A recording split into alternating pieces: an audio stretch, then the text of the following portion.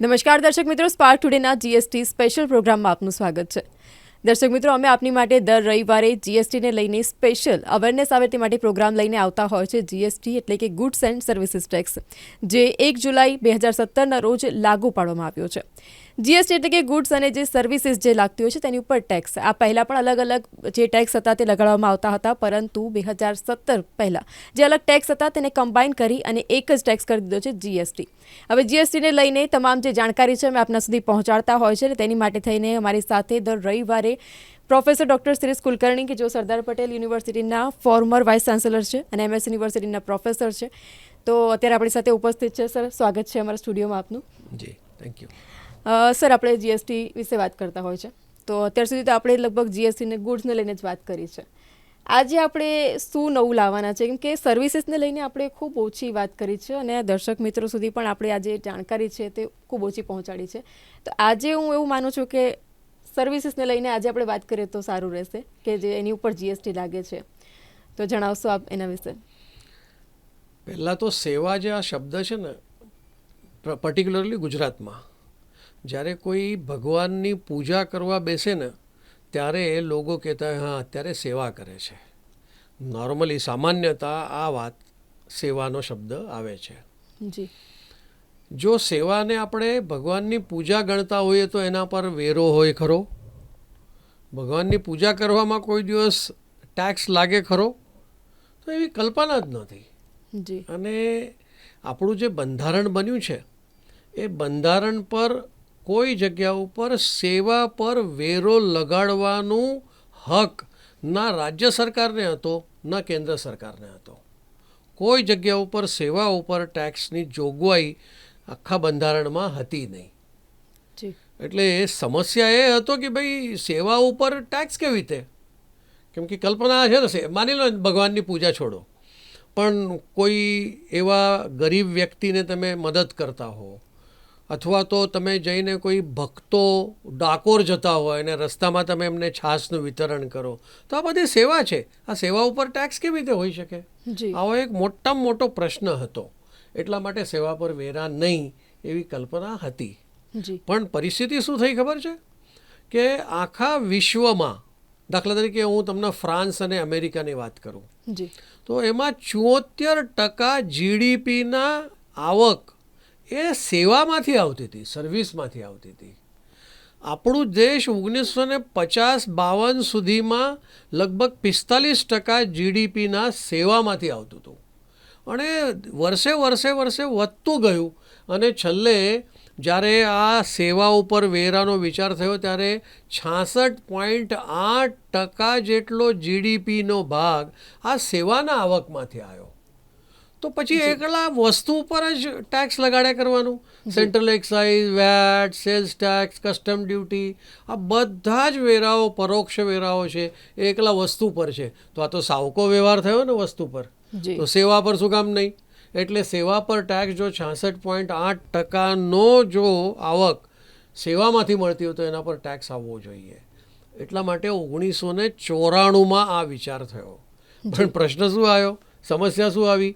તો કે બંધારણમાં જોગવાઈ જ નથી, કોઈ જ ના લગાડી શકે. એટલે પછી સૌથી પહેલાં તો બંધારણમાં સુધારો કરવો પડ્યો.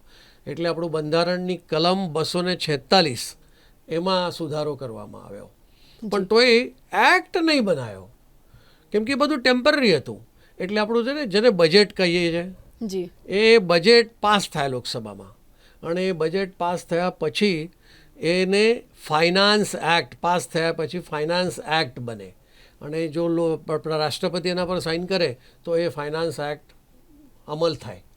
તો એ બજેટમાં ફાઇનાન્સ એક્ટની અંદર સેક્શન 64 થી સેક્શન 96 આટલામાં સેવા ઉપર 1994ના ફાઇનાન્સ એક્ટે લાયા. એટલે બજેટના દ્વારા આ સેવા ઉપર વેરો લગાડવામાં આવ્યો.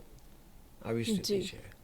જી, બિલકુલ. એટલે કહી શકાય 1994 બાદ આ ટેક્સ લગાડવામાં આવ્યો છે ને, એટલે જ આ નામ છે ગુડ્સ એન્ડ સર્વિસીસ ટેક્સ. એટલે ગુડ્સ ઉપર પણ લાગે છે ને સર્વિસીસ ઉપર પણ. ના, અહીંયા આ વસ્તુ છે જ નહીં અત્યારે.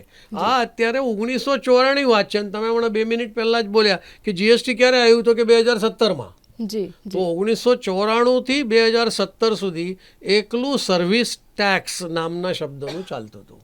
જી એકલી સેવા કર જેને કહેવાય, સર્વિસ ટેક્સ જેને કહેવાય, એ 1994થી 2017 સુધી શરૂઆત થઈ. ખબર છે?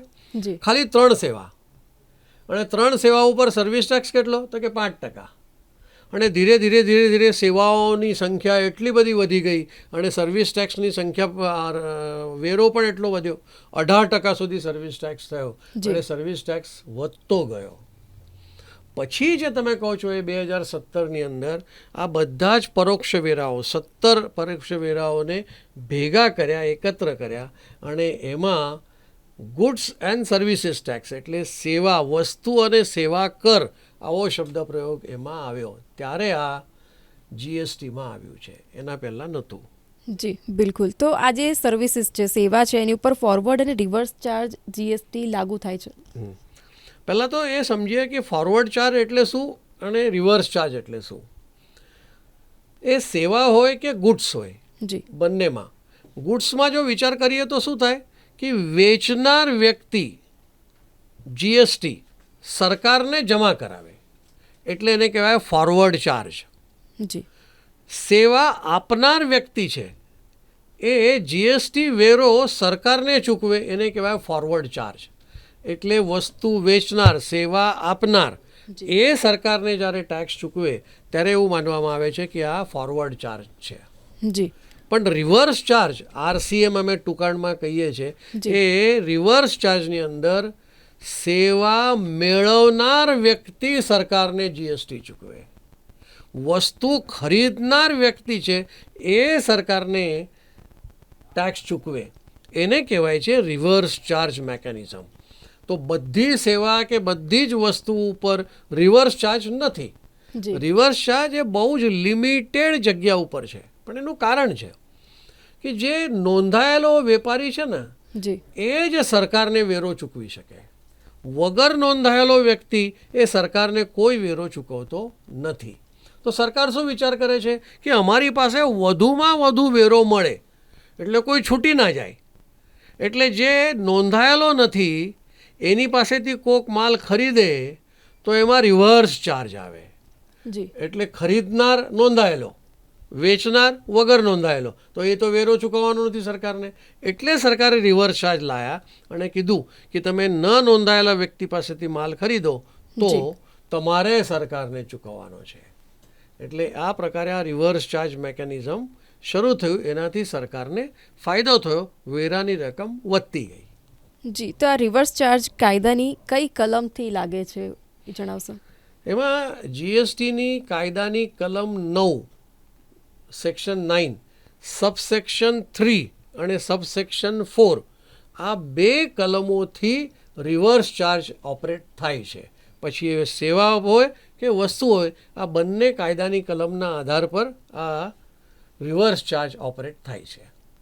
જી, તો સ્પોન્સરશિપ અમુક સેવા આપવામાં આવતી હોય છે, તો એ શું છે જણાવશો? નોર્મલી કદાચ કોઈક જગ્યા ઉપર સાંસ્કૃતિક કાર્યક્રમ થવાનો હોય, જી, કોઈક જગ્યા ઉપર ડાન્સ હોય, કોઈક જગ્યા ઉપર કોઈએ કલાકૃતિ બનાવેલી છે, પિક્ચરો બનાવ્યા છે, ચિત્રો બનાવ્યા છે, એ ચિત્રોનું પ્રદર્શન છે. કોઈક જગ્યા પર નાટક છે, કોઈક જગ્યા પર ક્રિકેટની મેચ છે, કોઈક જગ્યા પર બેડમિન્ટનની મેચ છે, કોઈક જગ્યા પર વોલીબોલની મેચ છે. તો આવા સાંસ્કૃતિક કાર્યક્રમો હોય, સ્પોર્ટ્સના કાર્યક્રમો હોય, કલાકૃતિના કાર્યક્રમો હોય, આ બધા કાર્યક્રમો જ્યારે થતા હોય તે વખતે પુષ્કળ પબ્લિક આવતી હોય છે એ જોવા માટે. તો પછી કોક વેપારી, કોક કંપની, એને એમ લાગે કે આટલા બધા લોકો જ્યારે આવવાના હોય અને આ પ્રસંગ જોવાના છે, આ ઇવેન્ટ છે, આ ઇવેન્ટની અંદર હું જો આ ઇવેન્ટને સ્પોન્સર કરું, એટલે અહીંયા સર્ટિફિકેટ વિતરણ કરવાનું છે, પ્રાઇઝ આપવાના છે, કોઈને ટી શર્ટ આપવાના હોય, કોઈક ડ્રેસ આપવાના હોય, આ પ્રકારનું જ્યારે કરવાનું હોય ત્યારે કે હું એના પૈસા ખર્ચીશ. એટલે એને કહેવાય સ્પોન્સરર, કે જે પૈસા ખર્ચ કરે અને કોઈ પ્રસંગને, કોઈ ઓકેઝનને સ્પોન્સર કરે, કોઈ રમતગમતને સ્પોન્સર કરે, તો એ સ્પોન્સરર કહેવાય, કેમ કે એ પૈસા ચૂકવે છે. અને આ જે પ્રસંગ ઉજવનાર વ્યક્તિ છે, જે રમતો સ્પર્ધાઓ કાર્યક્રમો કરવાના છે, એ સ્પોન્સરી કહેવાય. એટલે સેવા આપનારો જે છે એ સ્પોન્સરી છે અને સેવા મેળવનાર છે એ કંપની છે, જેનો માલ એને માર્કેટમાં મૂકવો છે, વધુ લોકો એને જાણે, એનો લોગો છે, એની ટિકિટ એના નામની છપાય, જી એ પ્રકારની આખી પ્રવૃત્તિ જે હોય છે એને સ્પોન્સરર કહેવાય. સ્પોન્સરર અને સ્પોન્સરી આવા બે શબ્દો થયા. જી ત્યાં સ્પોન્સરશિપ જે સેવા છે એની ઉપર જીએસટી લાગે? 18% GST લાગે. આનો હજી પણ સ્પોન્સરશિપ સેવા આ શબ્દની વ્યાખ્યા જીએસટીના કોઈ કાયદામાં નથી. આખો જીએસટી એના ઉપર લગાડે છે ખરું, પણ જીએસટીનો આખો કાયદો તમે ઉપાડો એમાં કોઈ જગ્યા ઉપર જીએસટીમાંની વ્યાખ્યા જ નથી કરી. શું છે ભાઈ સ્પોન્સરશિપ સર્વિસ? તો એ ક્યાંથી લઈ આવ્યા કે જે ફાઇનાન્સ એક્ટ 1994ની મેં તમને વાત કરી, એમાં સેક્શન 65B ક્યારનું 1994ની અને નાનો એ ક્લોઝ, એના આધાર પર જે સ્પોન્સરશિપની વ્યાખ્યા કરવામાં આવી છે, એના આધાર ઉપર આ સ્પોન્સરશિપ સેવા ઉપર સર્વિસ ટેક્સ લાગી રહ્યો છે અને એ 18% આના ઉપર સર્વિસ ટેક્સ નહીં પણ જીએસટી વેરો લાગે છે. તો આજે જીએસટી લગાડવામાં આવે છે તો એ ચૂકવશે કોણ? સ્પોન્સરર ચૂકવશે કે પછી સ્પોન્સરી ચૂકવે છે? આમાં બે ભાગ છે. જી આમાં એક ભાગ એવો છે કે રિવર્સ ચાર્જ મેકેનિઝમ, જેને આપણે કીધું કે ભાઈ સેવા મેળવનારે સર્વિસ જીએસટી ચૂકવવાનો, જી એટલે રિવર્સ ચાર્જ. સેવા આપનાર નહીં, સેવા મેળવનાર જ્યારે જીએસટી વેરો સરકારને ચૂકવે ત્યારે રિવર્સ ચાર્જ મેકેનિઝમ છે. આમાં ફક્ત બે જ પ્રકારના માણસોને રિવર્સ ચાર્જમાં જવાનું છે. જી એક છે કંપની અને બીજું જે છે એ ભાગીદારી પેઢી. ભાગીદારી પેઢી અને કંપની આ બેને છોડતા કોઈ રિવર્સ ચાર્જ મેકેનિઝમમાં જતું જ નથી. એનો અર્થ શું? ઇન્ડિવિજ્યુઅલ પ્રોપ્રાઇટરશિપ ફર્મ હોય, એઓપી એસોસિએશન ઓફ પર્સન છે, ટ્રસ્ટ છે, હિન્દુ અનડિવાઇડેડ ફેમિલી છે, આ બધાને પોતે જીએસટી ચૂકવવાનો છે સરકારને. એટલે એમાં ફોરવર્ડ ચાર્જ આવશે. રિવર્સ ચાર્જ ફક્ત બે જ વ્યક્તિને આવે, એક છે કંપની અને બીજું છે ભાગીદારી પેઢી. એમાં ધ્યાન રાખજો કે એવું છે કે જે જીએસટીમાં નોંધાયો નથી છતાં એ સ્પોન્સરર છે, એને જીએસટી ચૂકવવાનું છે, તો એને પોતે પહેલાં તો નોંધાવવું પડે જીએસટીમાં. એના વગર એ આગળ સ્પોન્સરશિપમાં જઈ નહીં શકે. આવી વ્યવસ્થા કાયદામાં છે. જી તો આજે સ્પોન્સરશિપ સેવા છે તેની ઉપર જીએસટીને લઈને માફી છે કંઈ? છે ને.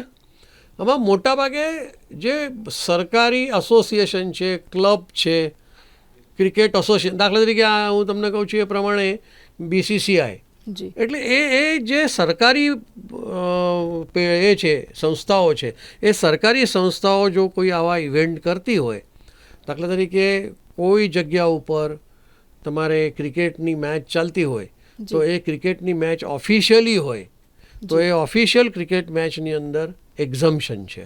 એટલે સરકારી જે સંસ્થાઓ છે એ જો કોઈ આવો પ્રસંગ કરતી હોય તો એમાં જીએસટી લાગતી નથી, એ એક્ઝમ્પ્ટેડ છે 2017થી. એમાં નોટિફિકેશન નંબર 12 છે 2017નો, એની અંદર આ બધા એક્ઝમ્પશન્સ આપેલા છે કે કયા કયા સેવા ઉપર આ જીએસટી નહીં લાગે. જી બિલકુલ. દર્શક મિત્રો, આ આપણે સ્પોન્સરશિપ જે સેવા હોય છે તેની ઉપર જીએસટીને લઈને આજે આપણે સાથે પ્રોફેસર ડૉક્ટર સુરેશ કુલકર્ણી આપણી સાથે જોડાયા હતા. આપનો આભાર સર અમારી સાથે જોડાવા માટે અને અમારા દર્શક મિત્રો સાથે પણ આ જીએસટીને લઈને તમામ જે માહિતી છે શેર કરવા માટે. તો દર્શક મિત્રો, આજે જે આપણે જીએસટીને લઈને વાત કરી, જેમ કે વાત કરી કે હવે આપણે સર્વિસીસ ઉપર હવે આગળ વધશું. દર રવિવારે આપણે જેમ કે વાત કરીએ જીએસટીને લઈને ચર્ચા કરતા હોય છે, તો દર રવિવારે આપ અમારી સાથે આવી જ રીતે જોડાતા રહેજો. અમારી સાથે પ્રોફેસર ડૉક્ટર સુરેશ કુલકર્ણીજી અમારી સાથે જોડાશે અને આવી જ રીતે આપના સુધી અમે માહિતી પૂરી પાડતા રહીશું. આપ સૌ દર્શક મિત્રોનો આભાર અમારી સાથે જોડાવા માટે. કેમેરામેન નિખિલ રાવલ સાથે હું છું આપની સાથે નમ્રતા મહિડા, સ્પાર્ક ટુડે ન્યૂઝ માટે.